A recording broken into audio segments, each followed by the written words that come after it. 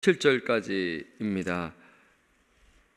요한복음 15장 18절에서 27절까지 말씀 찾으셨으면 우리 교독하겠습니다. 세상이 너희를 미워하면 너희보다 먼저 나를 미워한 줄을 알라. 너희가 세상에 속하였으면 세상이 자기의 것을 사랑할 것이나 너희는 세상에 속한 자가 아니요 도리어 내가 너희를 세상에서 택하였기 때문에 세상이 너희를 미워하느니라. 내가 너희에게 종이 주인보다 더 크지 못하다 한 말을 기억하라. 사람들이 나를 박해하였은즉 너희도 박해할 것이요 내 말을 지켰은즉 너희 말도 지킬 것이라. 그러나 사람들이 내 이름으로 말미암아 이 모든 일을 너희에게 하리니 이는 나를 보내신 이를 알지 못함이라. 네가 와서 그들에게 말하지 아니하였더라면 죄가 없었으려니와 지금은 그 죄를 핑계할 수 없느니라. 나를 미워하는 자는 또 내 아버지를 미워하느니라. 내가 아무도 못한 일을 그들 중에서 하지 아니하였더라면 그들에게 죄가 없었으려니와 지금은 그들이 나와 내 아버지를 보았고 또 미워하였도다. 그러나 이는 그들의 율법에 기록된 바 그들이 이유 없이 나를 미워하였다 한 말을 응하게 하려 함이라. 내가 아버지께로부터 너희에게 보낼 보혜사 곧 아버지께로부터 나오시는 진리의 성령이 오실 때 그가 나를 증언하실 것이요 너희도 처음부터 나와 함께 있었으므로 증언하느니라. 아멘. 우리가 지난 주일부터 요한복음 15장 말씀을 묵상하고 있어요.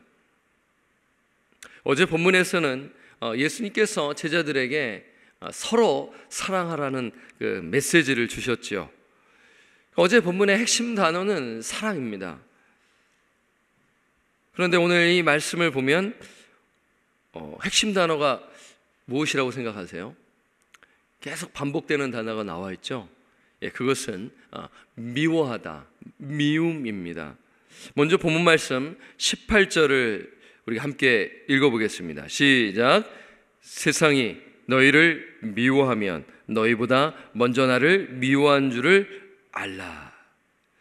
여러분, 여기서 세상은 무엇입니까? 여기서 이제 이 세상을 우리가 이제 알면 예수님께서 하신 말씀을 이해할 수가 있는 것이죠. 여기서 세상은 타락한 세상 시스템, 체제를 가리킵니다. 또한 사탄이 지배하는 세상 체제입니다.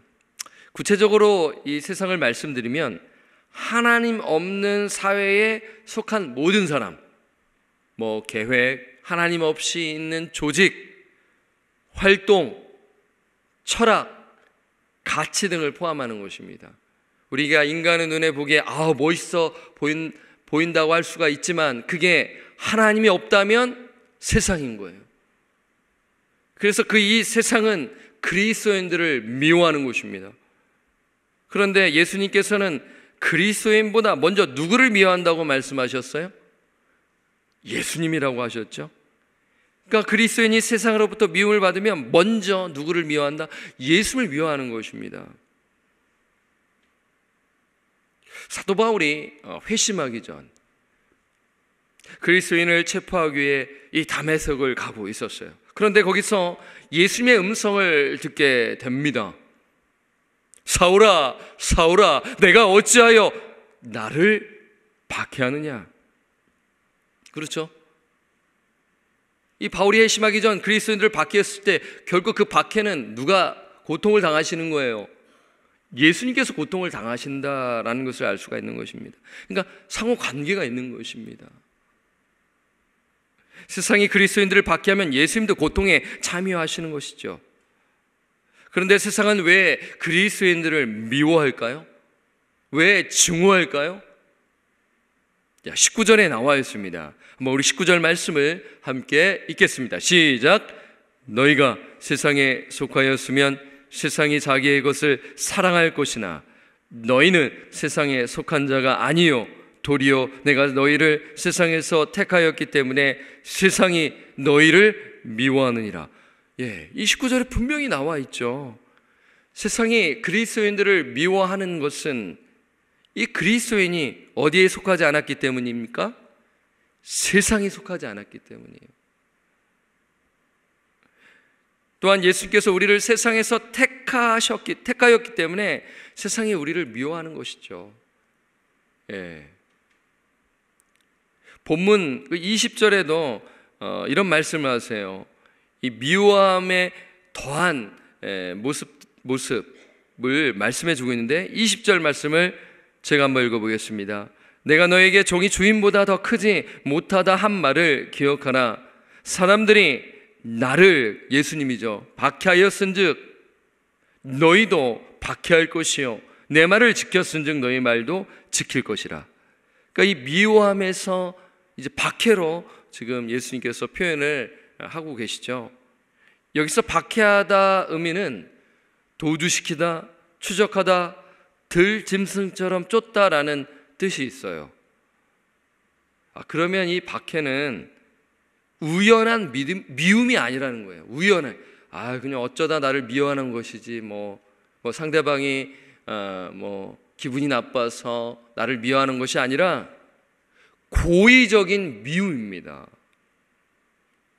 그러니까 참된 그리스도인들은 세상에 속하지 않았기 때문에 이 세상은 우리 그리스도인들을 고의적으로 미워하는 것이에요. 이러한 박해 제자들이 경험했죠. 초대교회가 탄생하자마자, 교회가 생기자마자 종교 지도자들이 사도들을 박해하기 시작하지 않습니까? 기쁨도 잠시 박해가 있어요. 사도행전을 묵상하면 그 곳곳에 반대를 경험하게 되는 것입니다. 그리고 여러분, 이 당시 이 요한복음을 이제 이 받는 독자들이 있지 않겠어요? 사복음서의 제일 마지막에 기록되어 있는데 이단들이 많이 있었을 것이고, 그리고 로마 제국 아래 있었기 때문에 로마 제국은 그리스도인들을 가만두지를 않았습니다. 박해하였습니다. 로마가 통치했을 때 남자, 여자, 심지어 어린이까지 박해를 받았습니다. 학대를 당했습니다. 매를 맞았습니다. 수천 명의 사람들이 고문을 당하고 정신을 마비시키는 잔악행위로 학살을 당했습니다. 과거 20세기는 어떤가요? 여러분, 지금 21세기 우리 살고 있잖아요. 그렇죠? 20세기가 우리가 또한 20세기도 살았는데 그때는 어떻습니까? 중국, 동유럽, 지금 러시아라고 하지만 그 소련 체제 속에서 말이에요. 캄보디아, 그 아프리카의 앙골라, 에티오피아, 우간다, 통계가 나와 있는데 2,600만 명의 그리스도인들이 목숨을 잃었습니다. 오늘 우리가 사는 미국은 어떻습니까? 우리 성도님들, 미국은 더 이상 기독교 국가가 아닙니다. 그렇게 진단하고 있어요. 신학자들도 그렇고요. 오늘날 복음주의권에서는 더 이상 미국은 기독교 국가가 아니라고 하는 것이죠. 왜 그렇습니까? 하나님을 대적하는 법을 이제 대놓고 만들고 그것을 합법화하여 이제 교회를 아주 교묘하게 핍박하고 있어요. 소송전을 벌입니다. 손해를 끼치게 하는 것입니다. 예수 믿는 자들이 지금 불이익을 당하고 있습니다. 저는 캘리포니아에서 왔잖아요. 그런 일들이 너무나 많이 있는 것이죠.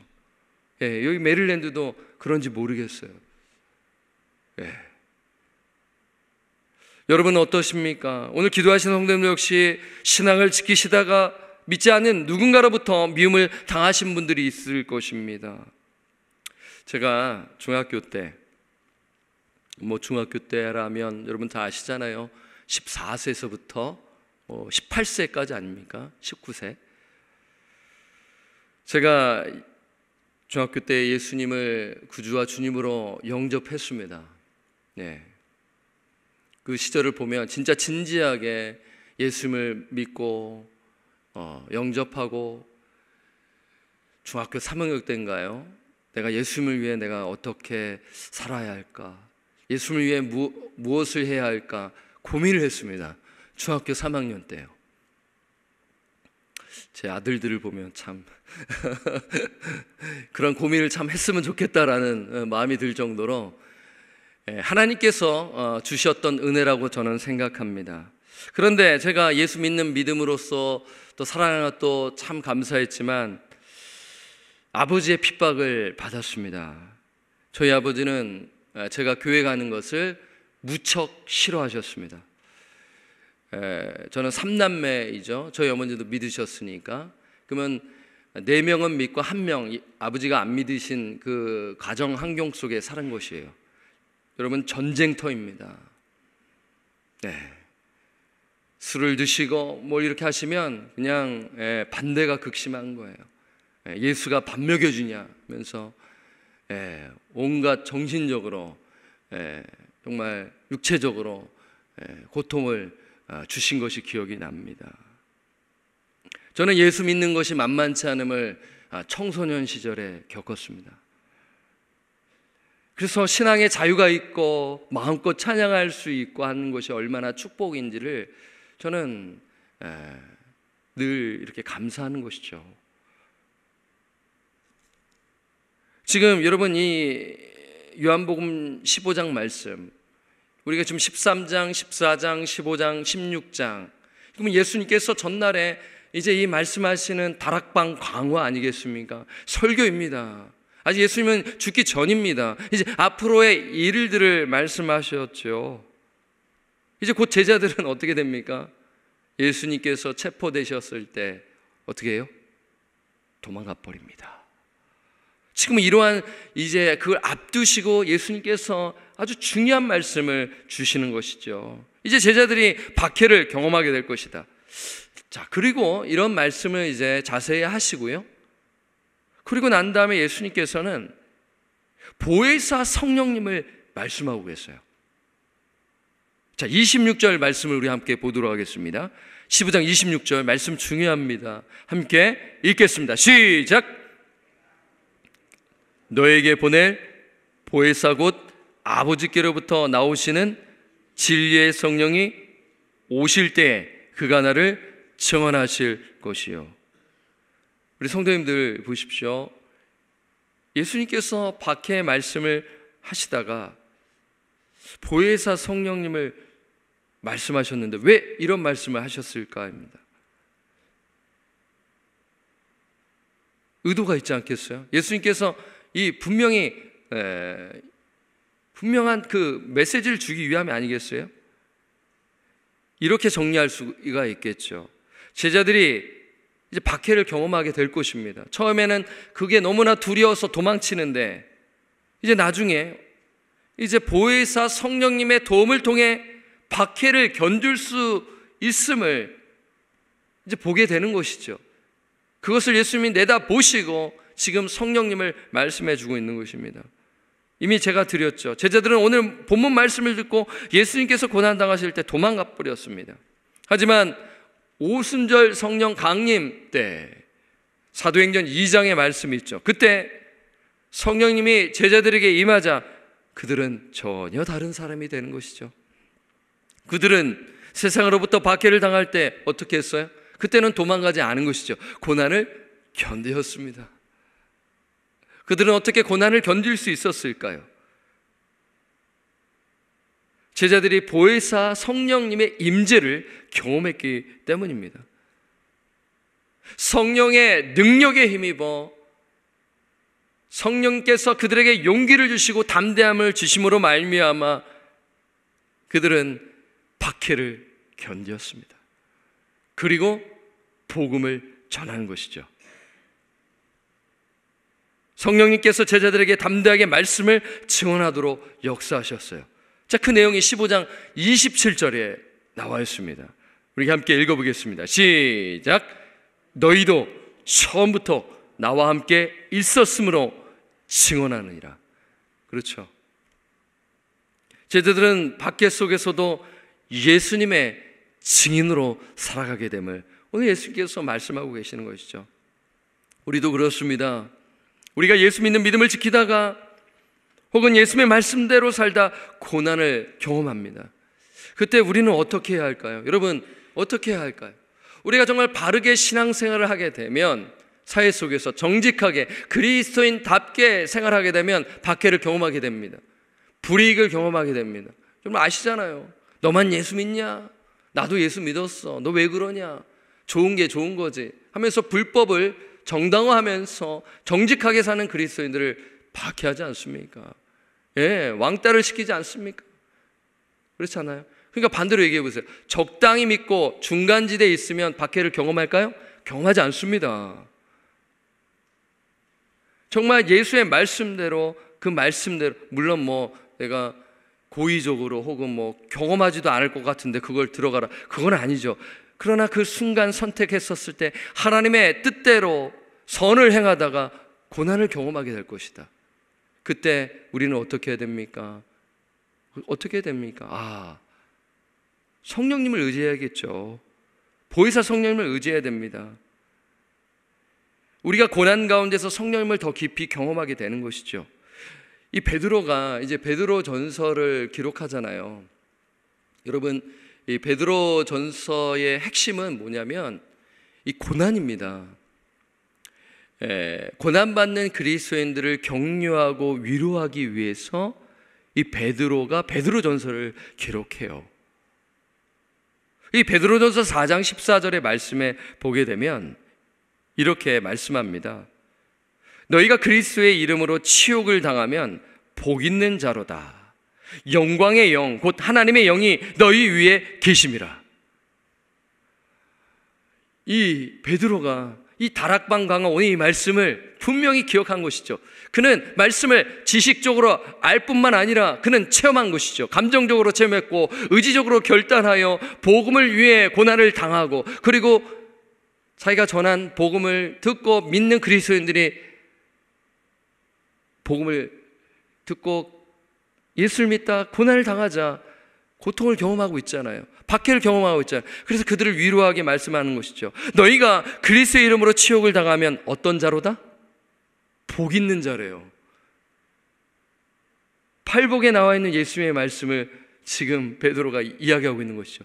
보혜사 성령님이 그 안에, 베드로 안에 가득 임재하니까 예수의 말씀이 기억나는 것이죠. 그렇습니다. 제가 과거 아버지로부터 박해를 당했을 때 그때 기도했죠. 제가 기도할 수 있었던 것은 성령님이 내 안에 계셨기 때문인 것이죠. 아버지를 긍휼히 여기고 아버지의 영혼을 위해 기도한 것이죠. 저도 어떻게 보면 인간적으로 미워하고 이럴 수 있잖아요. 그런 마음보다는 예수님의 마음으로 아버지의 영혼을 위해 기도한 것이죠. 이게 가능한 이유는 무엇입니까? 성령님이 내 안에 계시기 때문에. 그러니까 우리 그리스도인들은 언제 우리의 믿음이 자라냐, 언제 주님을 가까이 할 수 있느냐? 고난을 경험할 때입니다. 그 고난이 임할 때, 그때 하나님의 영이 내 안에 더 충만히 임하고 계심을 경험할 수가 있는 것이죠. 우리에게 고난이 찾아올 때 어떻게 해야 합니까? 첫 번째는 보혜사 성령님을 의지해야 됩니다. 두 번째는요, 하나님의 진리인 복음을 충실히 선포하고 복음 위에 굳게 서야 하는 것이죠. 사랑하는 성도 여러분, 성령님의 사역은 무엇입니까? 성령님의 사역은 예수 그리스도와 예수님의 사역을 증거하는 것입니다. 한마디로 부활의 증인으로 살아가는 것이에요. 어떻게 보면 좀 건강하지 못한 그런 메시지를 듣게 되면 이런 메시지 듣는 거예요. 너가 예수를 잘 믿으면 부자가 될 거야, 부귀 영화를 누리게 될 거야 라면서 이렇게 기복적인 신앙을 이야기하는 그런 메시지가 이렇게 들릴 때가 있어요. 성경 그렇게 말씀하지 않습니다. 그것은 수단입니다. 목적이 아닙니다. 부귀와 영화는 하나님께서 그것을 주신다면 그것은 하나님의 나라를 위해 이끌어 주시는 것이죠. 여러분, 성령이 임하면 예수가 드러나는 것이고 예수의 증인으로 살아가게 된다는 것을 성경은 말씀하고 있어요. 사도행전 1장 8절에 오직 성령이 너에게 임하시면 너희가 권능을 받고 예루살렘과 온 유대와 사마리아 땅 끝까지 이르러 내 증인이 되리라 하시니라 라고 말씀하고 계십니다. 지금 예수님을 위해 살다 고난을 당하고 계시는 우리 성도님들 계십니까? 오늘 말씀을 통해 위로를 받으시기를 바라요. 보혜사 성령님을 의지하시길 바랍니다. 그리고 하나님의 진리인 복음을 충실히 선포하고 복음에 합당한 삶을 사시고 복음 위에 굳건히 서시기를 바랍니다. 예수와 복음을 위해 사시는 우리 저와 권속들 되시기를 우리 주 예수 그리스도의 이름으로 간절히 부탁드리고 축원합니다. 아멘. 기도하겠습니다. 하나님 아버지, 오늘 요한복음 15장 말씀을 이렇게 또 묵상하며 말씀을 선포하였습니다. 성령님 이곳에 임재하여 주시고 우리 오늘 온라인으로 그리고 오늘 현장에서 말씀을 듣는 우리 성도님들 각 사람에게 성령 충만케 하시고 보혜사 성령님께서 보호하시고 은혜를 주시고 가르쳐 주시사 이 말씀을 깊이 깨닫고 예수와 복음을 위해 살아가는 우리 모든 성도님들 될 수 있도록 주님 은혜 내려 주옵소서. 예수를 위해 살다 고난을 당하면 예수님께서는 기뻐하라고 말씀하셨습니다. 그것은 우리가 바로 예수님을 잘 믿고 있다라는 증거이기 때문이죠. 그래서 낙심에 빠지지 말고 성령님을 의지하며 기도하고 더 복음을 위해 살도록 성령님께서 도우시사 증인으로 살도록 저희를 붙드시고 인도하여 주옵소서. 저에게 위로를 허락하여 주옵소서. 주님께 의탁드리었고 우리를 구원하여 주신 우리 구주 예수 그리스도의 이름으로 축복하며 간절히 기도드립니다. 아멘. 하늘에 계신 우리 아버지여, 이름이 거룩히 여김을 받으시오며 나라가 임하시오며 뜻이 하늘에서 이루어진 것 같이 땅에서도 이루어지이다. 오늘 우리에게 일용할 양식을 주시옵고 우리가 우리에게 죄 지은 자를 사하여 준 것 같이 우리 죄를 사하여 주시옵고 우리를 시험에 들게 하지 마시옵고 다만 악에서 구하시옵소서. 나라와 권세와 영광이 아버지께 영원히 있사옵나이다. 아멘. 여러분 기도의 자리로 나아가시도록 하겠습니다.